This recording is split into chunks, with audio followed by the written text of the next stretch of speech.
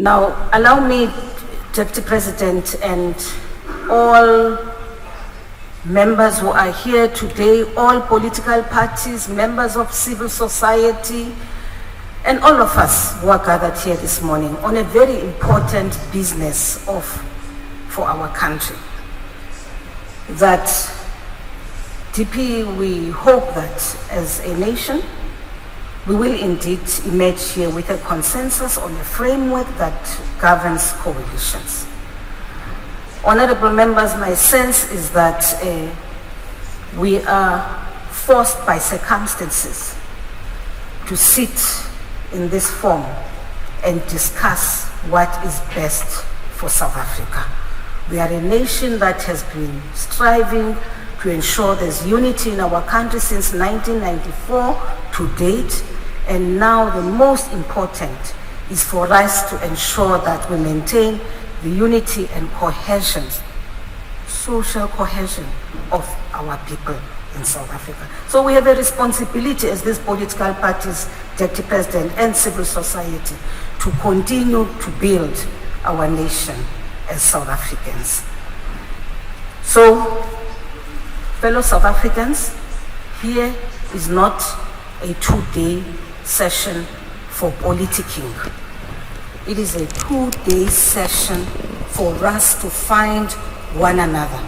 Circumstances are pushing us, they are forcing us to sit in this form, in this manner, and engage with one another about a possible solution for South Africa. We're going into an election in 2024. 2024 is going to be critical for us that we keep the unity, whatever the outcome of the elections, whatever happens going forward, but our responsibility as society is to keep ourselves united. On that note, I want to recognize the presence of a veteran of the South African struggle. I didn't say African National Congress, I said South African struggle. And that is you, Comrade Meg Maharaj. I think it's important, we are meeting at a university which was a site of struggle for the people of South Africa. UWC was a site of struggle for the people of South Africa. And therefore, I think it is proper, Honorable Deputy President, that we are gathered here in this manner at a place where Dullah Omar has a center named after him, where the nucleus and the core of colleagues at the time would gather to discuss critical elements that should go into our constitution and the Bill of Rights as South African people. So I'm also honored that I have that opportunity to then preside in this first session. Thank you for the prayers, Ndate Matole. We now proceed to invite the Rector and Vice Chancellor of the University of the Western Cape, Professor Tyrone Pretorius.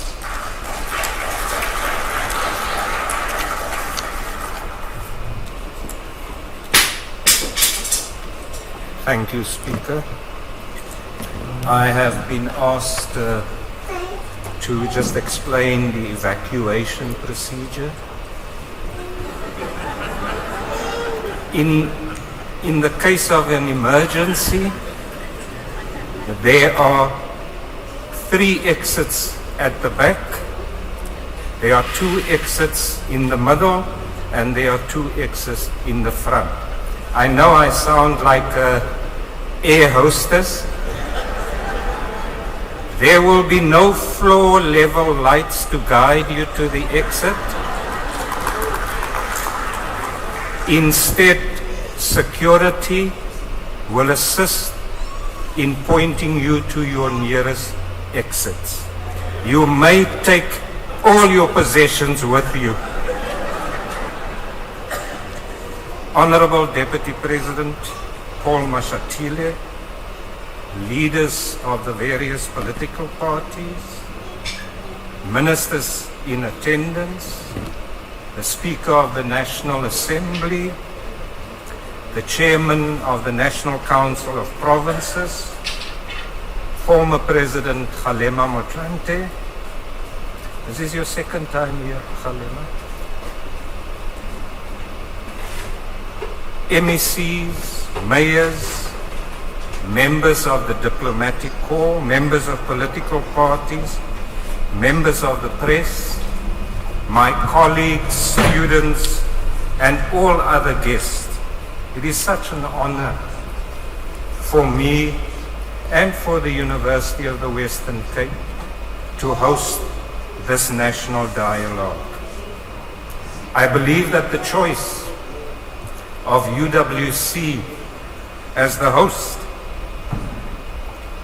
has been informed by the remarkable work that my colleagues in the Dullah Omar Institute has been doing and continue to do on local governance. Hope, the word hope, regularly raises its head in the recent months as life on all fronts continues to hurl burdensome boulders at everyone. Some people, in fact most of us, emphatically live with a hope that this country will turn the corner and overcome all of its hardships. There are those that have abandoned all hope of a better tomorrow. It is my wish that this national dialogue will serve to inspire even those that have given up all hope. Hope is a powerful emotion, a mighty tool that gives rise to greatness. Hope affects change, and hope sparks power. Now is not the time to give up on hope. If that was the case, this institution, the University of the Western Cape, would not be here today. Hope was the foundation that this very university was built on. The University of the Western Cape leaders and its community never gave up hope that someday this institution would be one of the catalysts that would unshackle our nation. UWC succeeded, but we are responsible for continuing to build this hard-earned democracy. It is fitting that we have come here today and to gather together at the Jakes Gerwel Hall. Under Professor Gerwel's leadership as the rector of UWC, a remarkable generation of professionals were educated. He started the Community Law Center and appointed Advocate Dullah Omar at the helm. It was here at this center, now called the Dullah Omar Institute, where the interim constitution of this country was drafted. Just as Albie Sachs said, this place, this university, was the engine room of the intellectual foundations for the new constitution. UWC staff at the time included Bulelani Muka, Zola Skweyiya, Bridget Mabandla, Albie Sachs, and Kader Asmal, heavy legal weights. However, they did not allow their political allegiance to cloud their judgment on the importance of having a constitution that would protect every citizen of this country, irrespective of political affiliation. Today and tomorrow, you must evoke this spirit when we embark on a transformative national conversation to lay the foundation for a national framework for coalition governance. I shared with the Deputy President this morning my vivid recollection of the day that Professor Gerwel at very short notice convened Senate. Senate is the highest academic body within the institution. And Professor Gerwel's first words were, "Senate, you have to let me go." Given the leader that he was, there was consternation in Senate on that day. Go where, we asked. He said, "I have served UWC. It is now time to serve my nation." And that's when he became the first Director General in the office of the presidency.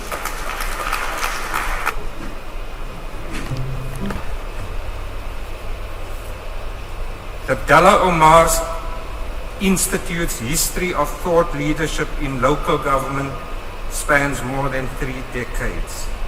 This institute has consistently been teaching and writing about local government. It has made numerous contributions to the design and implementation of the current system and produced a vast network of alumni working in that sector.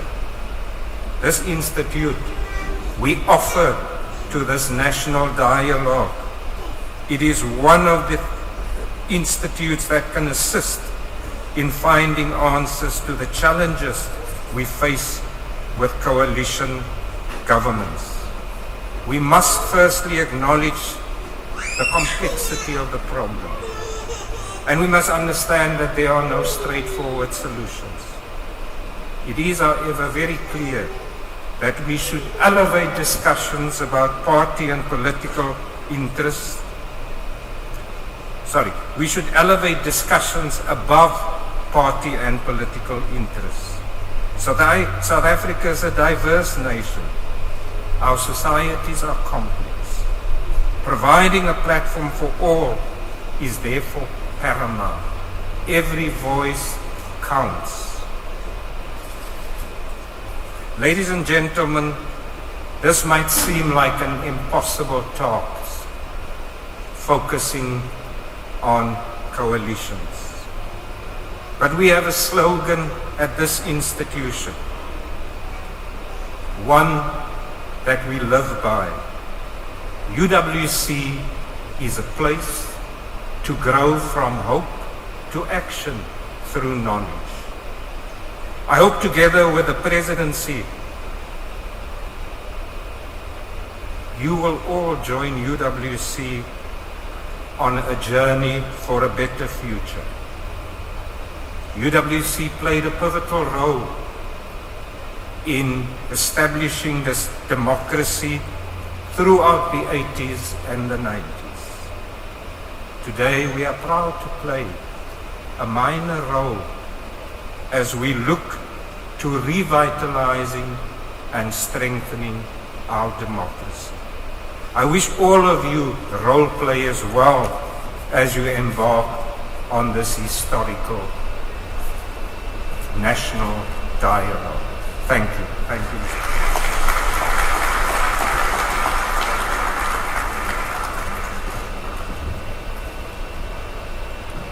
Thank you very much, Vice Chancellor. Thank you. Now allow me to once more recognize the presence of those I did not recognize. My apologies. My sincere apologies. There are many I've not recognized. But it's not out of disrespect, please. Now, allow me to invite the Premier of the Western Cape Province, Honorable Alan Winde, to make some remarks.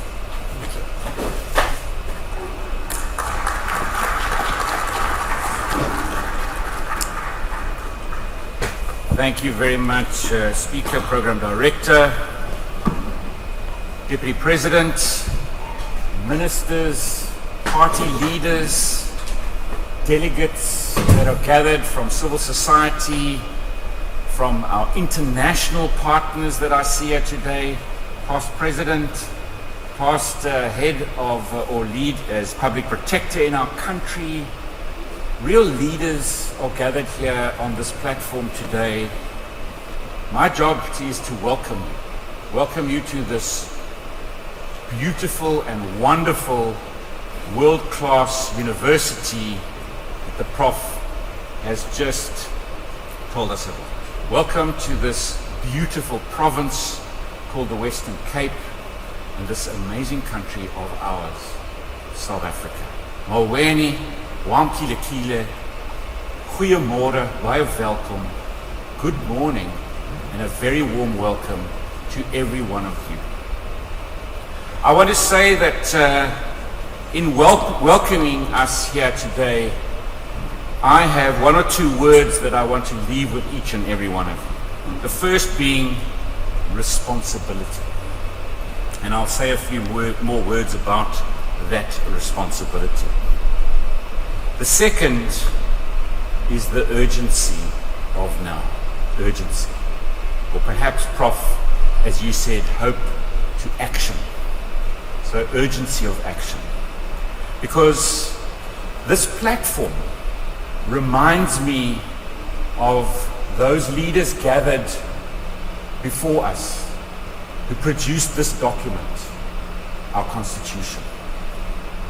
They gathered at the start of the formation of this great democracy of South Africa. This platform reminds me of those leaders that were gathered on behalf of our citizens at CODESA. And we are gathered here today at UWC in a dialogue that our responsibility is to make sure that that dialogue is remembered in 30 years' time. As we remember the start of our democracy 30 years ago, the formation of our great Constitution, that is the responsibility that rests on each and every one of us as we gather here today on behalf of every single South African who right now is looking at all of us to say we really need you to bring about the critical changes that are needed. To take us back to that day when our Rainbow Nation was born, when we think about the queues of citizens who exercised their right to vote for the first time in this great country of ours. And so I thought that I would start off just reading the preamble, just remembering the preamble of this great document, to set the scene for us as we deliberate over the next 2 days. We, the people of South Africa, recognize the injustices of our past, honor those who suffered for the justice and freedom in our land, respect those who have worked to build and develop our country, believe that South Africa belongs to all who live in it, united in our diversity.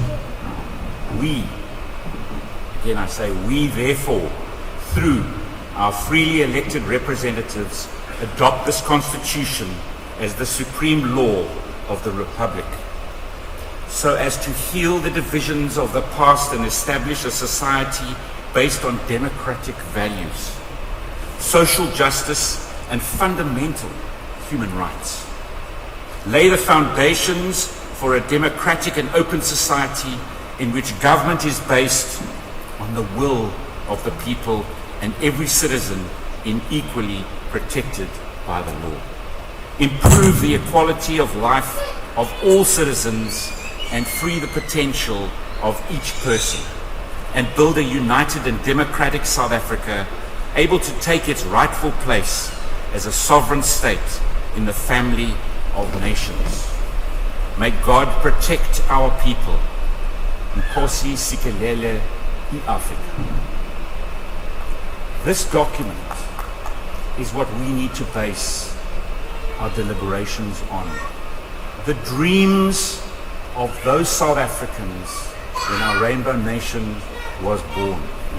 Those people who the Prof spoke about from this great university, who played a role in the start of this great country's democracy.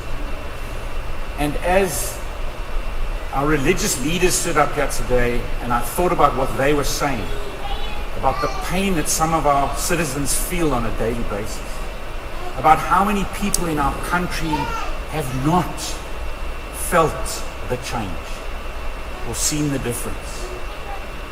We owe it to every single one of them to take that responsibility that each and every one of us have and have been given to us, to use that responsibility to make sure that this discussion is not just a dialogue, that this discussion and in dialogue turns into action, into urgent action.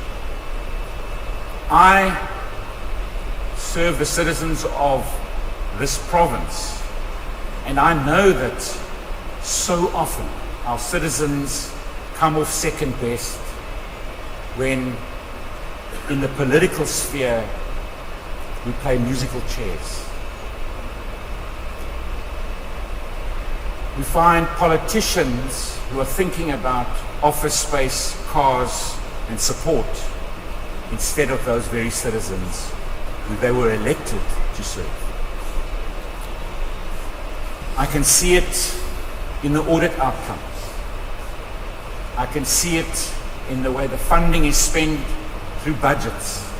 I can see it in the way that governments are supposed to deliver but don't. And I can see it in the reports that we work with every single day, where we try to measure the difference of service delivery to our citizens. And especially in those places where the politics is played, the musical chairs or the talk of the day or the action of the day, and the citizens are left behind, things get worse, they don't get better. And that is why this platform is so very, very important. We also must make sure that we learn lessons from other parts of the world.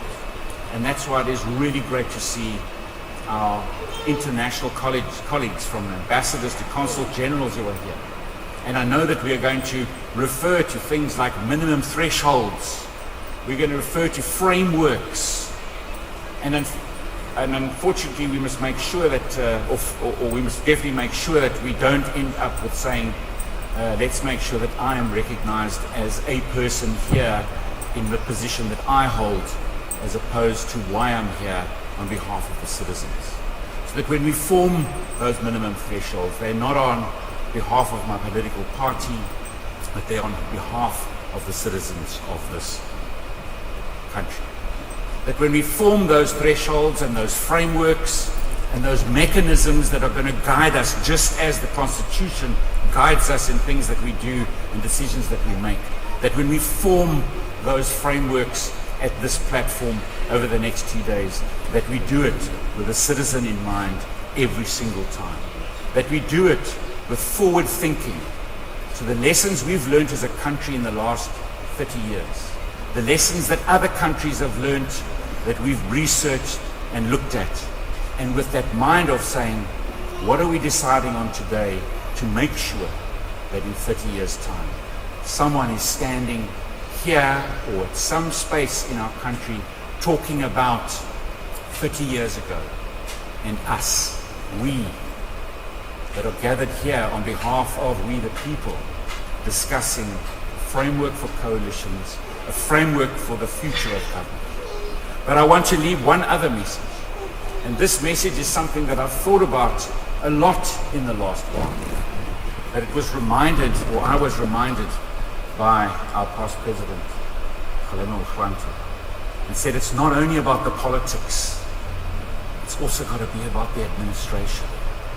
Because we can't have political musical chairs played in the political realm of governments We've also got to talk about how we create the stability and the professionalization in an administration process where at the same time it's not about the municipal managers and the director generals and the heads of department that are also being shuffled around all the time in musical chairs. Because